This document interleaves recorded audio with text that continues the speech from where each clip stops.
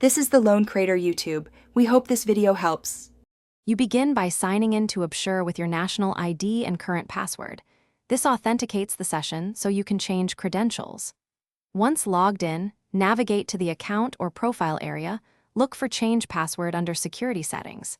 Make sure to complete any required OTP or 2FA step that appears. This verifies it is really you.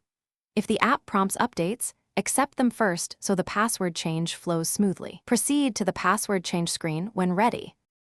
You now set the new password by typing it carefully into the new password field and retyping it in Confirm Password to avoid typos.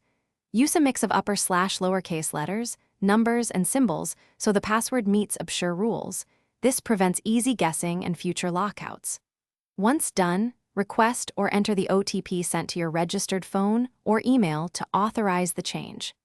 After OTP verification, review any on-screen warnings and press Save or Confirm to apply the update.